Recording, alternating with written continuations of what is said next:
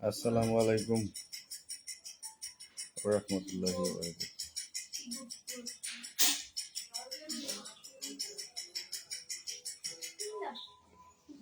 গতকালকে বাবা একটু সাউন্ডটা একটু বন্ধ করো তো,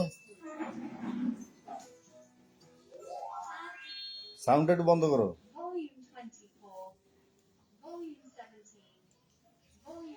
গতকালকে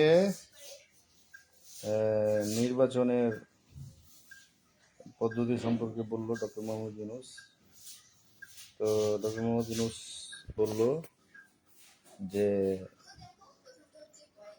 একদিকে ভোট হবে, আবার ওই দিনই গণভোট হবে, তারপর 100 জনের জন্য পিআর পদ্ধতি, পিআর থাকবে। তাহলে একসাথে 3 ধরনের মানে ডিসিশন, 3 ধরনের কার্যক্রম। ট্রেডিশনালি আমরা ইলেকশনে একটাই রাখছি আর কি। আমরা ইলেকশনে যখন ভোট দিছি তখন দেখা গেছে যে একটা চিহ্নতে আমরা ভোট দিছি, ব্যালট বাক্সে জমা দিছি, চলে আসছি। কিন্তু এবারে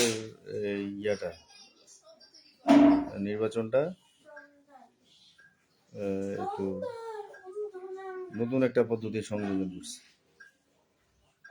দেখা যাক পদ্ধতিটা কতটুকু মানে জনপ্রিয় হয়। ওরকম জনপ্রিয় তারা আসলে থাকে না একসাথে দুইটাই থাকলে,